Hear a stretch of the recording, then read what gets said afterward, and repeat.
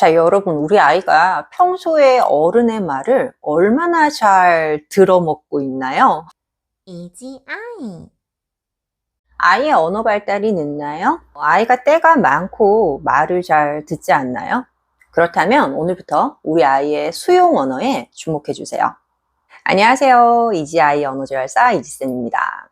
아이의 언어 발달이 늦거나 무발화 아이인 경우 많은 어른들이 우리 아이의 표현 언어에 주목합니다. 언제쯤 말이 트일까? 혹은 언제쯤 우리 아이의 단어 수가 좀 늘어날까? 언제쯤 말이 더 길어져서 문장을 자유자재로 구사할까? 언제쯤 또래만큼 말을 할 수 있을까? 등등. 특히 이제 우리 아이가 늘라는 말은 늘지가 않고 때만 늘어나는 상황이라면 걱정은 더욱 커지실 텐데요. 언어 발달이 지연된 아이, 말보다 행동이 앞서는 아이라면 우리는 우선은 아이의 수용 언어 능력에 보다 집중을 할 필요가 있어요.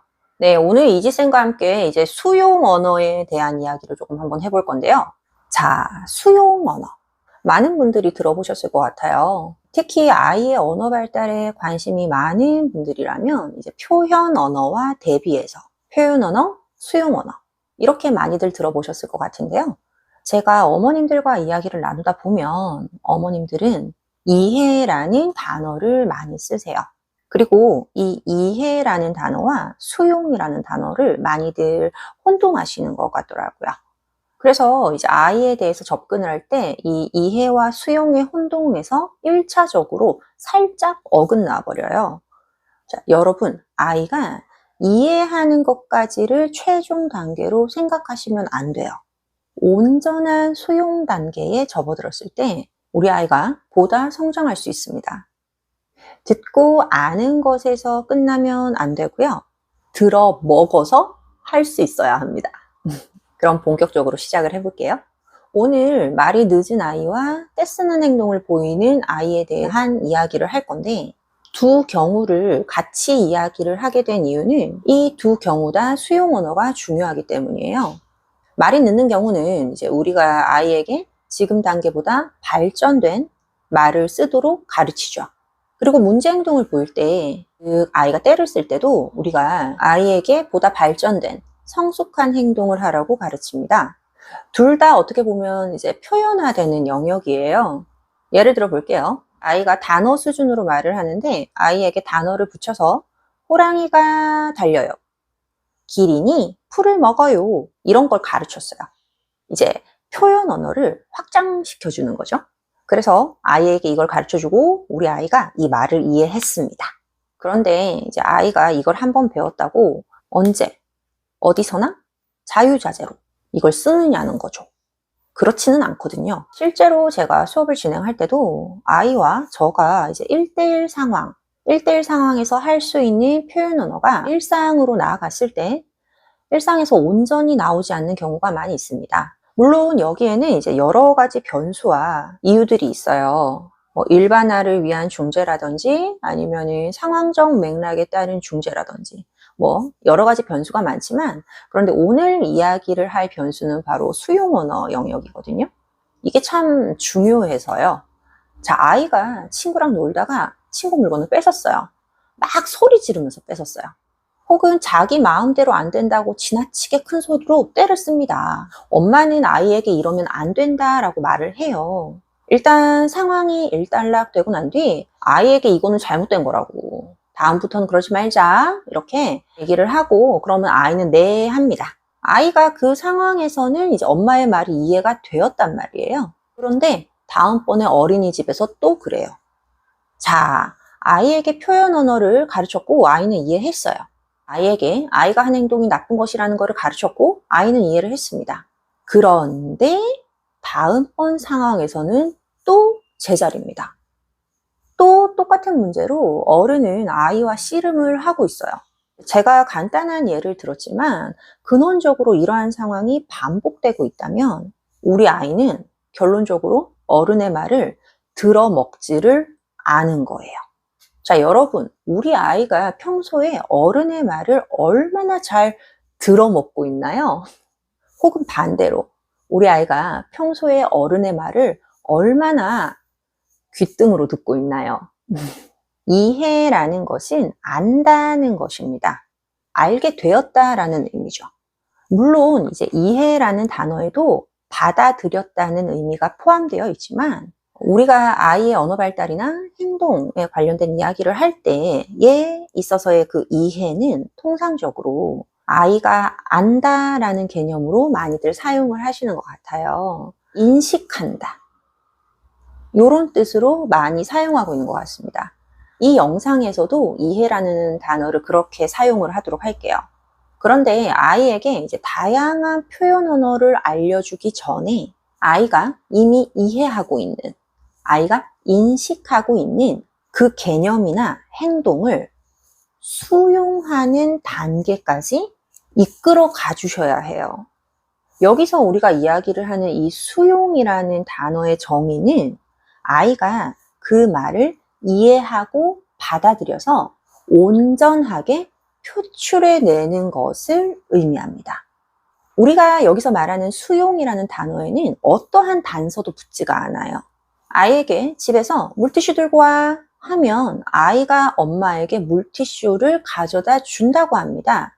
그런데 치료실에서, 저는 이제 치료실에 있으니까요. 치료실에서 저 이지쌤이 아이에게 똑같이 물티슈 들고 와, 아이는 이를 온전하게 받아들여서 표출해내지 못했어요. 즉, 물티슈를 안 들고 왔다는 거죠. 이거는 집에서는 다 할 줄 알아요. 아이가 낯설어서 그런 걸 거예요. 지금 아이가 장난감 때문에 정신이 없어요. 맞아요. 이런 많은 변수들이 존재해요. 아이가 뭐 언제나 로봇처럼 딱딱딱 똑같을 수는 없습니다. 그런데 그럼에도 불구하고 우리 아이가 일정한 나이에 그 나이에 맞는 어느 정도의 일련화된 이 수용 능력은 반드시 필요하다는 것이에요. 예를 들어서 이제 아이가 집에서는 엄마라고 잘 부르는데 밖에 나와서는 엄마를 이렇게 제한되게 부르나요? 그렇지는 않거든요. 어느 정도 나이가 지나고 나면 우리 아이들은 일련의 언어 능력과 행동에 대한 조절력이 생기면 상황이 변해도 일정한 수용 능력을 보여서 어느 정도의 일관성을 이제 집이나 밖에서나 보일 수가 있습니다. 아이이다 보니 어느 정도의 약한 때 짜증이나 약간 애기짓은 나올 수가 있어요. 그런데 그럼에도 불구하고 잘 수용하는 아이들은 그 편차가 일반적인 정도를 넘어서지는 않는다는 것이죠. 아이의 언어 발달이 지연된 경우 이제 엄마는 아이의 발달이 지금 늦다 보니까 마음이 많이 조급하고 걱정이 됩니다. 언제 애들을 다 따라잡지? 막 그런 생각이 자꾸 들어요. 왜냐면 아이들은 하루하루가 커갈수록 이제 굉장히 빨리빨리 발달을 한다고 이제 체감이 되시거든요. 그래서 아이가 이미 아는 거는 넘어가고 지금 다른 아이들이 할 수 있는 거를, 그리고 우리 아이가 아직 따라잡지 못한 언어 표현에 시간을 투자하고 싶은 마음이 굴뚝 같으실 거예요. 하지만 아이가 그냥 알고 넘어간 것은 절대 언제 어디서나 표출될 수 있도록 수용된 것과 동일한 뜻이 아닙니다. 우리 어릴 적에 학교 다닐 때요. 저는 이과였거든요. 그래서 수학 시간이 정말 어려웠는데 이제 함수를 배우는 시간인 거예요. 함수를 배우는데 잠을 이기고 선생님의 말씀에 집중을 해서 듣다 보면은 그 함수의 개념을 알겠는 거죠. 집에 와서 내가 혼자 문제를 풀어보려고 하면 그게 잘 안 돼요. 그래서 이 함수라는 개념을 내 것으로 만들기 위해서 다시 개념 부분을 펼쳐서 읽고 그것을 문제에 대입해서 문제를 풀어보고 이렇게 관련 문제들을 여러 날 풀어보았을 때 비로소 내 것이 될까 말까예요. 어렵거든요. 다음날 학교를 가보면 선생님은 벌써 함수가 끝났고 이제 미분에 들어가시고 또 다음 날은 적분에 들어가고, 그래서 이렇게 우리가 다시 한 번 더 복습을 해서 내 것으로 만들지를 않으면 다 밀려요. 뒷부분을 다 모르게 돼요, 결국.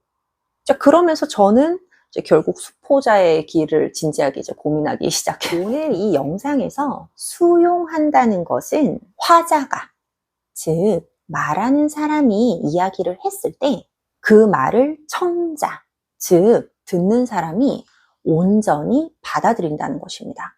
따라서 아이에게 앉아라고 말을 했다면 아이가 어떨 때는 앉고 어떨 때는 무시해서는 안 돼요.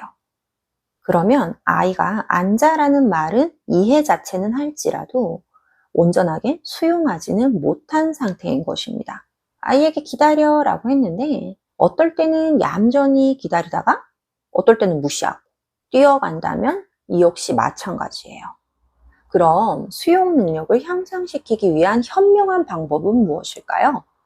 수용 언어의 확장은 아주 작은 것에서부터 시작됩니다.